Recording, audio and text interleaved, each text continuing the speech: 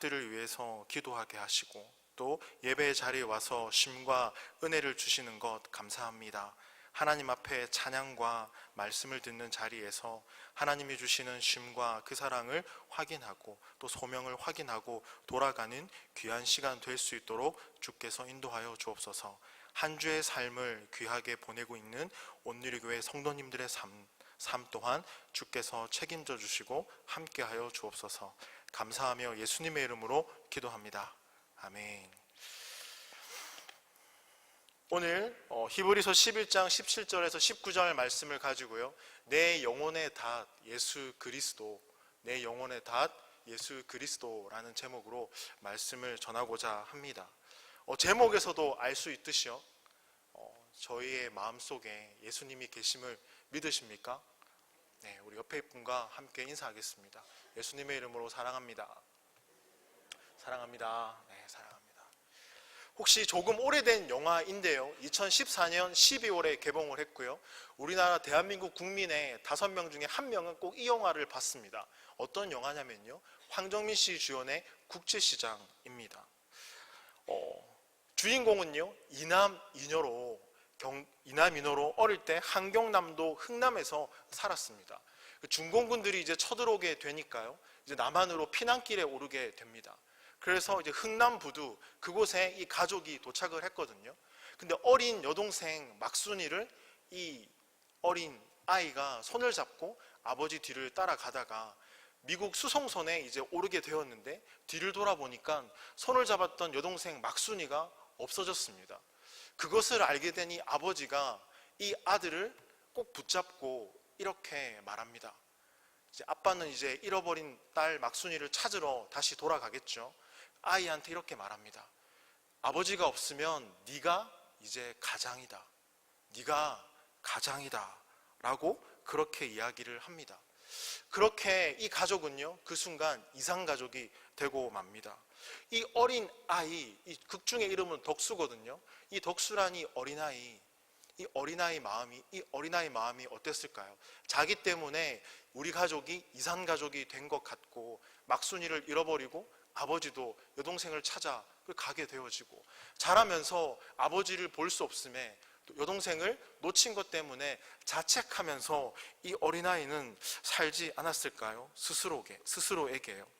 그런데 이 덕수라는 아이는 자라면서 가족을 위해서 온갖 굳은 일을 마다하지 않고 가족을 위해서 열심히 삽니다. 베트남 전쟁에도 가고요, 그리고 독일의 광산의 광부일도 하면서 그렇게 삽니다. 그랬던 이 어린아이가 청년이 되어지고 아버지가 되어지고 할아버지가 되어서요, 영화의 마지막을 딱 주목해보면 가족이 한자리에 모이거든요. 그때 한자리에 모였을 때 이 할아버지가 된 이 덕수가 자기 아버지의 사진을 움켜잡고 엉엉 펑펑 웁니다. 그러면서 이렇게 말합니다. 아버지, 이 정도면 가장 노릇 제가 잘 했죠. 잃어버렸던 막순이도 제가 찾았습니다. 아버지, 그런데 힘들었어요. 참 힘들었어요. 이렇게 주인공이 이야기를 합니다. 울음바다가 되고요. 그러면서 이 영화를 보면서 저는 이 덕수라는 주인공이 할아버지가 될 때까지 긴 여정 속에서 그를 버티게 했던 힘, 버티게 했던 게 무엇일까 생각해 보게 되었습니다. 그게 무엇일까요? 아버지의 이 한마디입니다. 내가 없으면 네가 가장이야.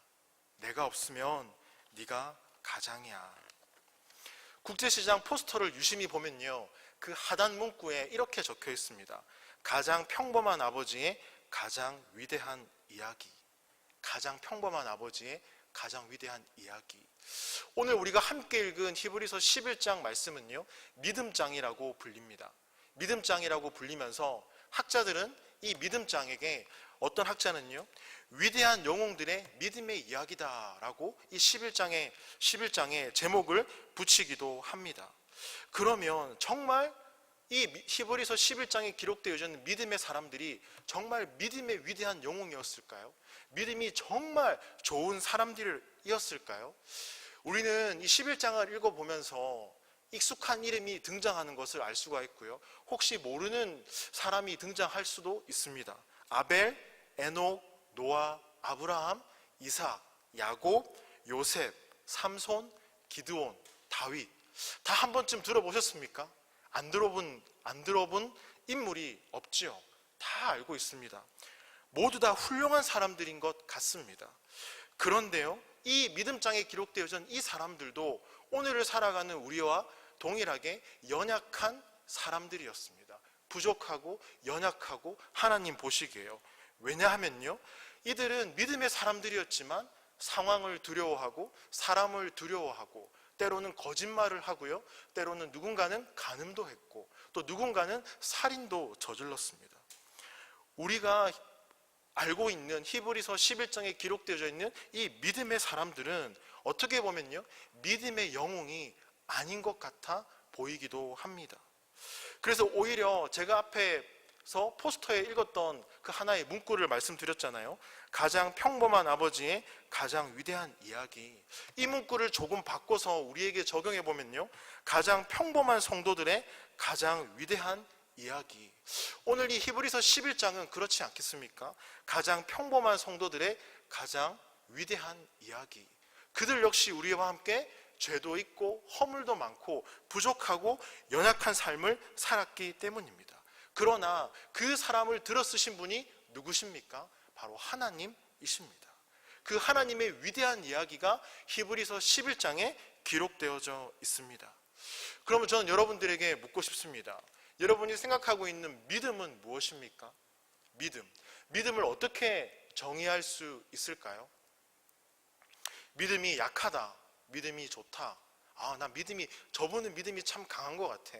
난 믿음이 참 약해. 난 왜 이렇게 믿음이 없을까? 나는 믿음이 좀 있었으면 좋겠어. 어떻게 믿음을 정의할 수 있을까요? 사전에 보면요, 믿음을 이렇게 정의합니다. 어떤 사실이나 사람을 믿는 마음. 첫 번째로 믿는 마음입니다.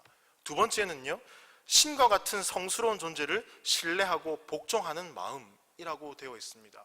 정리해보면 어떻게 될까요? 믿음은요, 어떤 존재를 향한 인간의 마음입니다. 믿는 존재에 대한 인간의 반응입니다. 우리가 믿고 있는 분 예수 그리스도, 그분을 믿는 우리의 마음, 반응이라는 것이죠. 우리가 믿음을 이야기할 때요, 그 대상을 어느 정도 믿고 신뢰하고 있는가에 따라서 더 신뢰하고 더 다가가고 믿음의 반응은 정말 다릅니다. 오늘 예배에 참석한 여러분들에게 묻고 싶습니다. 여러분이 믿고 있는 예수 그리스도, 그분을 얼마나 믿고 계십니까? 굳게 믿고 계십니까? 아멘? 아멘 소리가 하나도 안 들리는 것 같습니다. 네. 이렇게 여쭤봐야 되겠네요. 믿는다, 안 믿는다? 믿는다. 네, 그러니까 대답을 하시네요. 네, 맞습니다. 그런데 어떻게 이 히브리서 11장에 기록되어 있는 이 사람들은 그렇게 연약하고 부족함이 많았음에도 불구하고 믿음장에 기록되어져 있을까요? 성경은요, 오늘 이 히브리서 11장의 이 믿음장을 1절부터 쭉 읽어보시면 이 믿음의 사람들이 이렇게 했다, 믿음의 사람들이 이렇게 했다, 그렇기 때문에 믿음이 있어서 기록되어져 있다라고 말하지 않습니다. 오히려 반대로 이 사람들을 사용한, 연약하고 부족하고 거짓말하고 간음하고 살인하고 했던 이 사람들을 쓰신 하나님이 하나님의 인도하심에 주목하고 있습니다. 그러면서 이 히브리서 11장에 반복적으로 등장하는 단어가 있는데요, 바로 믿음으로이란 단어입니다. 오늘 저를 한번 따라와 보시겠습니까? 히브리서 11장 3절 말씀, 믿음으로 모든 세계가 하나님의 말씀으로 지어진 줄 우리가 아나니. 4절입니다. 믿음으로 아벨은 가인보다 나은 예배를 드렸고 믿음으로 에녹은 하나님과 동행을 했고, 그리고 6절, 7절, 8절, 9절 계속해서 보시면요, 믿음으로 하나님을 기쁘게 했고 믿음으로 노아는 방주를 만들었고 믿음으로 노아는 하나님의 말씀에 순종했다. 그리고 믿음으로 아브라함도 갈 바를 알지 못했지만 하나님의 말씀에 순종하고 그가 그 집을 떠났다 라고 성경은 기록하고 있습니다. 심지어 오늘 함께 읽었던 말씀 11장 17절에 보시면요, 믿음으로 아브라함은 그의 모두였던, 전부였던 아들을, 이삭을 하나님께 드리기까지 합니다. 저는 히브리서 11장을 읽으면서 믿음의 사람들이 갖고 있는 공통점을 하나 발견했습니다. 히브리서 11장에 기록되어 있는 믿음의 사람들의 공통점, 그것이 무엇입니까? 바로 말씀에 순종했던 모습입니다. 이 믿음의 사람들, 연약하고 부족했던 이 사람들 가운데는 순종이 있었습니다. 하나님 말씀에, 상황에 흔들리고 자신의 감정에 흔들리고 형편에 흔들리고 의심하고 그런 거와 관계없이 하나님의 말씀에 순종했던 사람들이 믿음장에 기록되어져 있는 사람들입니다. 우리와 똑같은 사람입니다. 똑같은 감정, 똑같은 마음, 똑같은 생각, 똑같은 환경에 놓였던 사람들, 그 사람들. 저는 이 믿음장을 읽어보면서요, 스스로에게 이렇게 질문을 해봤습니다. 아니, 이 사람들이 어떻게 그렇게 믿음의 삶, 순종의 삶을 살 수 있었을까? 어떻게 이 사람들은 순종의 삶을 살 수 있었을까? 저 스스로에게 한번 질문을 해봤습니다. 믿음의 사람들은요, 오늘 본문을 통해서도 알 수 있듯이 하나의 주목함을 알 수 있습니다. 하나님을 주목했습니다. 하나님이 거룩하시다는 것, 하나님이 사랑으로 우리에게 오셨다는 것, 그 하나님이 나를 붙드시고 그 하나님이 나를 지키시고 그 영원의 하나님이 나에게 영생을 주셨고 그가 십자가에서 날 위해 죽으시고 날 위해 구원을 선물로 주셨고 영원하신 그 하나님을 바라보았다는 사실입니다. 그것을 바라볼 때 제가 서두에 말씀드린 것처럼 믿음이 갖고 있는 뜻, 인간에 대한 반응, 그런 하나님을 바라보는 반응이 바로 순종으로 나왔다는 사실입니다. 자, 오늘 본문으로 다시 돌아가면요, 17절입니다. 아브라함은 어떻게 자신의 고향도 떠나고 자신의 전부인 이 아들을 바칠 수 있었을까요? 믿음의 사람들, 히브리서 11장에 등장하는 많은 믿음의 사람들은 어떻게 순종하고 살아갈 수 있었을까요? 바로 하나님의 크심을 바라봤기 때문입니다. 사도 바울도요, 바울의 서신서를 읽어보시면 그가 전도여행을 떠날 때마다 그가 당면하는 그 문제보다 크신 하나님을 바라봤습니다. 내 문제는 하나님 앞에서 작고 초라했습니다. 그래서 그 모든 상황을 이길 수 있었고 극복할 수 있었습니다. 그래서 믿음을 굳게 붙들고 나갈 수 있었던 사실입니다. 오늘 히브리서 11장 3절을 보시면요, 이 히브리서에 있는 믿음의 장에 기록된 사람들이 무엇을 바라봤는가가 나와 있습니다. 히브리서 11장 3절 말씀 다 같이 한번 읽어보겠습니다. 시작. 믿음으로 모든 세계가 하나님의 말씀으로 지어진 줄을 우리가 아나니 보이는 것은 나타난 것으로 말미암아 된 것이 아니니라. 히브리서 기자는요, 믿음의 사람들이 무엇을 바라봤다고 기록하고 있습니까? 믿음으로 모든 세계가 하나님의 말씀으로 지어진 줄을 우리가 아나니, 창조주 하나님을 바라봤습니다. 현실을 보면 고난이고 힘들고 어려운데 무엇을 붙들어야 될지 잘 모르겠는데 이 믿음의 사람들은요, 연약하고 부족한 거짓말하는 그 자리에서도 누구를요? 창조주 하나님을 바라봤습니다. 창조보다 더 큰 것 있을까요? 온 땅을 다스리시고 만드신 그분을 바라봄으로 믿음의 장에 기록되어져 있는 게 바로 우리와 똑같은 삶을 살았던, 믿음의 삶을 살았던 바로 그러한 사람들입니다. 그 하나님이 나를 이끄시고 붙들어 주실 거란 것을 굳게 믿고 살았던 것입니다. 그리고 히브리서 기자는요, 그 당시 믿음의 사람들의 상황이 어떠했는지 우리에게 하나의 단서를 주는데요, 히브리서 11장 13절 14절을 보시면요, 그 당시 살았던 사람들, 외국인, 나그네, 본향을 찾는 자다라고 기록되어져 있습니다. 우리는요, 이방인의 이 땅을 걷는, 광야와 같은 이 땅을 걷는 나그네의 삶을 살아가는 사람입니다. 조금 더 신앙적인 표현으로 말하자면 순례자의 길을 가는 사람들입니다. 여러분, 그 스페인에 가면 순례자의 길이 있잖아요. 스페인 산티아고에서 콜럼포스까지 800km의 여정을 40일 동안 걷습니다. 하루하루 숙박하면서. 왜 걸을까요?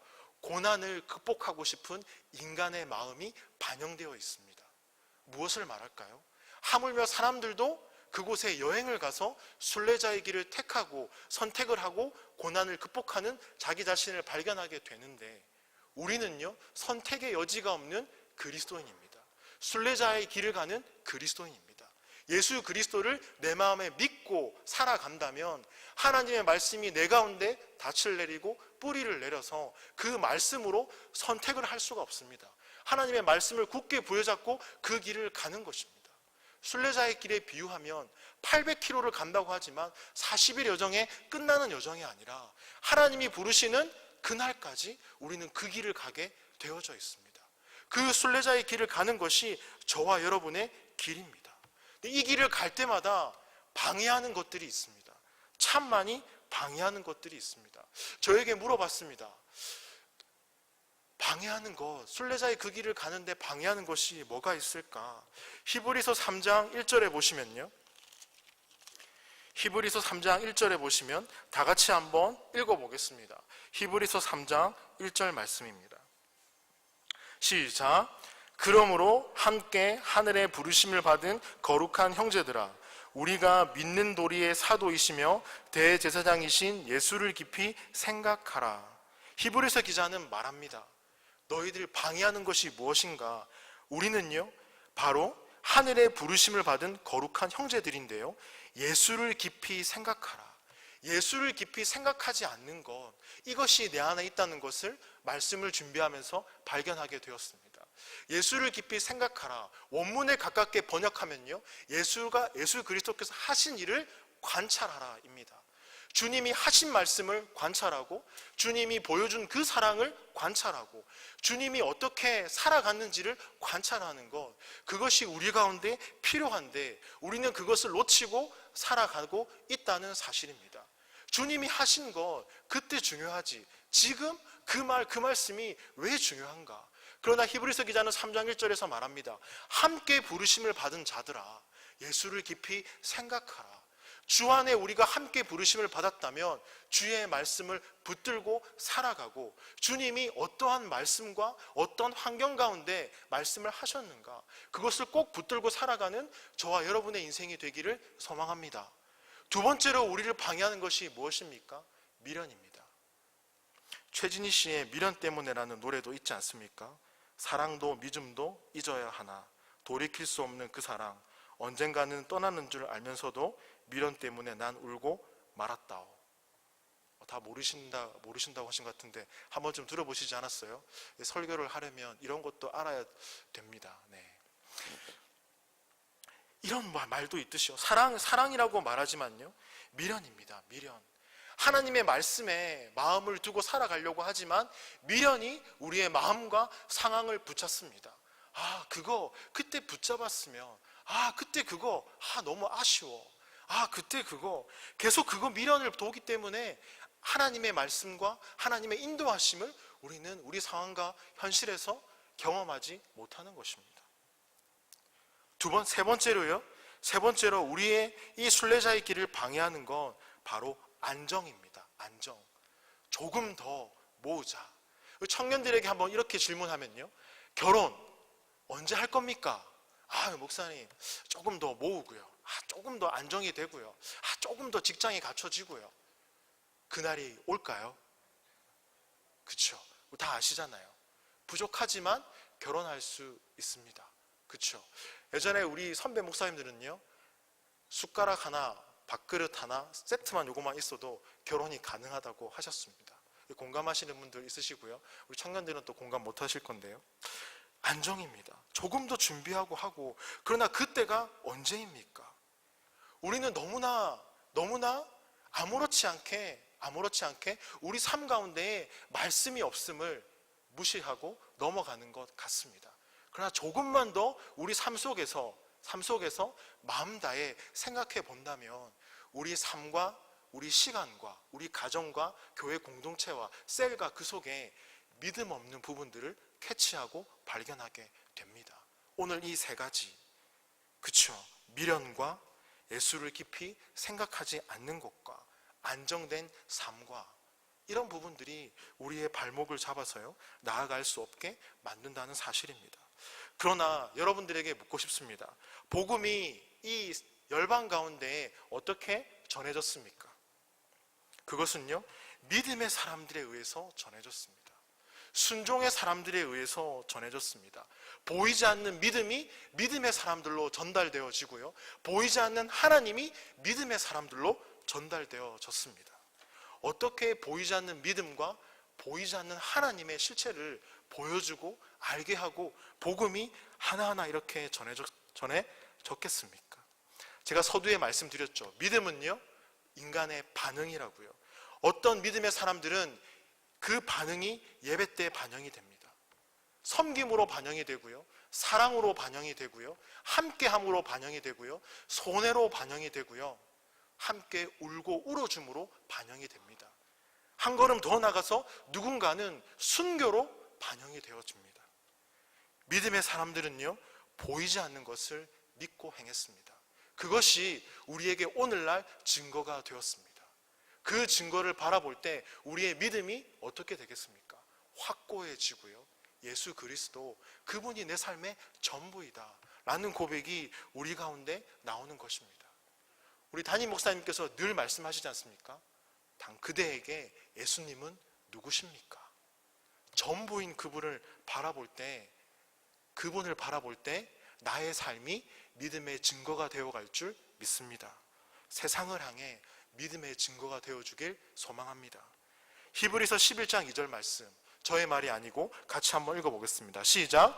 선진들이 이로써 증거를 얻었느니라. 증거를 얻었느니라. 세상에 증거가 되어 주시기를 소망합니다. 저는요, 우리 온누리교회 모든 성도님들의 삶이 형통했으면 좋겠습니다. 여호수아서 1장 8절에 형통이란 단어를 보면요, 성공이라고 되어져 있습니다. 믿음으로 누구가 아무개 집사님이 성공했대, 믿음으로 아무개 집사님이 일어섰대, 믿음으로 아무개 집사님이 은혜를 받았대, 하나님이 복을 주셨대, 믿었더니 고민과 문제가 해결되었대. 이런 이야기들이 교회와 공동체와 셀과 여러분의 각 걸어가는 발걸음마다 일어나길 소망합니다. 그 믿음의 증거를 통해 세상은요, 예수 그리스도의 살아계심을 확인하게 될 것입니다. 그런데 오늘 본문에 나와 있는 이 믿음장에 기록되어 있는 사람들의 삶은 우리와 조금 한 가지 다른 것이 있습니다. 그것이 무엇이냐면요, 절망적인 상황, 낙심할 것 같은 상황, 마음이 무너질 것 같은 그 상황 가운데서 웬만한 사람이라면 무너질 텐데요, 이 믿음의 장에 기록되어 있는 사람들은 무너지지 않았습니다. 어떻게 살았길래 무너지지 않았을까? 찬송가 545장입니다. 이 눈에 아무 증거 아니 배어도 믿음만을 가지고서 늘 걸으며, 이 귀에 아무 소리 아니 들려도 하나님의 약속 위에 서리라. 걸어가세 믿음 위에 서서, 나가세 의심 버리고, 걸어가세 믿음 위에 서서, 눈과 귀에 아무 증거 없어도. 아멘. 믿음의 사람들은 눈앞에 문제가 해결되어지지 않고요, 내 삶 가운데 변화가 일어나지 않을지라도 보이지 않는 그 믿음과 보이지 않는 그 하나님을 굳게 믿고 나아갔습니다. 그 순종함이 우리 안에 있기를 소망합니다. 오늘 본문에 보시면요, 아브라함, 자신의 전부인 아들을 바친 이 아브라함, 믿음이 대단했을까요? 아닙니다. 이도 믿음이 연약했습니다. 거짓말도 했습니다. 믿음이 없는 사람처럼 행했고요, 두려움을 가졌고 상황 가운데 흔들리는 삶을 살았던 게 이 아브라함입니다. 그래서 세월이 흘러서 주님이 하나의 시험을 주시죠. 너의 전부인 늦둥이 그 아들을 내게 바칠 수 있겠냐? 자녀의 죽음, 절망이지 않을까요? 그런데 하나님을 바라보고 어떻게 합니까? 이삭을 바칩니다. 17절 말씀, 어떻게 바칠 수 있었을까? 17절 말씀 다 같이 한번 읽어보겠습니다. 시작. 아브라함은 시험을 받을 때 믿음으로 이삭을 드렸으니 그는 약속들을 받은 자로 돼 그 외아들을 드렸느니라. 약속의 말씀입니다. 내 자손 이상으로 말미암느니라. 주님의 말씀을 붙들었기 때문에 아브라함은 자신의 전부인 아들을 바칠 수 있었습니다. 저도 그렇고요, 우리 집사님, 우리 권사님, 장로님, 성도님들 약속된 말씀을 붙들고 살아가는 것을 보게 되어집니다. 말씀 카드를 포켓에 넣어 다니시고요. 저는 청년 시절부터 지금까지 외우는 말씀이 하나 있습니다. 로마서 12장 11절 말씀. 부지런하여 게으르지 말고 열심을 품고 주를 섬겨라. 하나님의 말씀이 감동되어지는 말씀을 붙들고 살아가는 분들이 있습니다. 설교 때 그 말씀이 나오면 나에게 주신 그 말씀 감동되어서 펑펑 우는 분도 계십니다. 그 말씀 정말 인도하는 그 말씀이지 확신하는 그 말씀을 옆에 있는 우리 형제 자매들에게 나눠주면서 확신하기 있게 전하는 분들도 계십니다. 그렇게 말씀을 붙들고 살아가는 모습 너무나 은혜스럽고 감사한 모습들입니다. 말씀을 기억하고 붙드는 이러한 분들이 온누리 교회에 많이 나오기를 소망합니다. 믿음이 깊어지면서 상황과 현실보다 하나님을 주목하는 은혜가 있기를 소망합니다. 믿음장에 기록되어지는 사람들은요, 상황과 현실을 주목하지 않았습니다. 믿음이 더해질수록 하나님을 바라봤습니다. 신앙이 깊어질수록, 한 해 한 해 깊어질수록, 직분이 나에게 주어질수록 우리 가운데 하나님을 바라보는 은혜가 더 깊어지기를 소망합니다. 아브라함은요, 자신이 믿었던 그 하나님, 약속의 말씀을 주셨던 그 하나님을 믿고 나아갔습니다. 두 번째로요, 아브라함은요, 19절 말씀 다 같이 한번 읽어보겠습니다. 시작. 그가 하나님이 능히 이삭을 죽은 자 가운데서 다시 살리실 줄로 생각한지라. 비유컨대 그를 죽은 자 가운데서 도로 받은 것이니라. 하나님의 크심을 바라봤습니다. 제가 서두에 중간쯤 말씀드렸죠. 창조주 하나님을 바라봤다고요. 그 하나님이 나를 붙드시고 하나님이 죽은 자 가운데서 살리신다. 그것을 붙들었기 때문에 아브라함은 이삭을 하나님께 드릴 수 있었습니다. 오늘 히브리서 11장은요, 믿음의 위대한 영웅들의 이야기가 아니라 가장 평범한 성도들의 가장 위대한 이야기입니다. 우리가 이 11장 말씀을 통해서 정말 붙들어야 될 것은요, 정말 우리를 통해서 일하는 하나님의 그 인도하심이 위대하다는 사실입니다. 연약하고 부족한 우리 인생을 쓰시는 그 창조주 하나님, 그 크신 그 하나님, 히브리서 기자는요, 이 11장을 통해서 우리에게 해주고 싶은 말이 단 하나 이거였을 것입니다. 내 영혼의 닭 예수 그리스도, 그분이 그 인생의 전부이기를 소망합니다. 믿음의 장에 기록되어져 있는 사람들은요, 그 주님을 믿고 신뢰하며 나아갔습니다. 히브리서 3장 6절을 보시면요, 우리 다 같이 한번 찾아서 읽어보겠습니다. 히브리서 3장 6절 말씀입니다. 시작. 그리스도는 하나님의 집을 맡은 아들로서 그와 같이 하셨으니 우리가 소망의 확신과 자랑을 끝까지 굳게 잡고 있으면 우리는 그의 집이라. 우리가 그의 집이다라고 말합니다. 집인 우리를 예수 그리스도께서 붙들고 계신다는 말씀입니다. 우리가 자랑할 것, 확신할 것, 소망을 둬야 될 것, 바로 예수 그리스도, 그분임을 믿습니다. 평범한 사람들은 포기할 수밖에 없지만요, 우리 성도로 순례자의 길을 가는 우리들은요, 포기하지 않습니다. 세상은 우리를 향해 말합니다. 오, 뭔데 넌 포기하지 않고 그 길을 묵묵히 가니? 오, 당신은 어떻게 그 다름을 가지고 살아가십니까? 우리 안에 말씀이 있다는 사실을 그들은 모릅니다. 그 말씀이 믿음의 증거가 되기를 소망합니다. 국제시장에서, 이 영화에서 이 할아버지가 되어서 아버지 사진을 붙들고 펑펑 울었던 이 할아버지를 그렇게 살게 했던 원동력, 네가 우리 집의 가장이다. 그렇다면 하나님께서 말씀을 우리에게 말씀하시죠. 넌 하나님의 아들이야. 하나님의 자녀야. 이것 하나만 붙들고 살아간다면 우리의 삶이 달라지지 않을까요? 애쓰지 않아도 하나님은 우리의 어깨를 붙잡고 눈을 마주치고 분명하게 말하십니다. 너는 하나님의 자녀야. 너는 하나님의 자녀야. 그 약속된 말씀을 굳게 붙들고 살아가는 저와 여러분의 삶이 되길 소망합니다. 그러면서 마지막으로 이 찬양이 생각이 났습니다. 힘들고 지쳐 낙심하고 넘어져. 가사를 읽어드릴게요. 힘들고 지쳐 낙심하고 넘어져 일어날 힘 전혀 없을 때 조용히 다가와 손잡아 주시며 나에게 말씀하시네. 너는 내 아들이라. 나의 사랑하는 내 아들이라. 그렇게 살아가는 저와 여러분의 인생이 되길 소망합니다. 우리 다 같이 합심해서 기도하겠습니다. 하나님 감사합니다. 하나님 우리에게 분명히 말씀해 주십니다.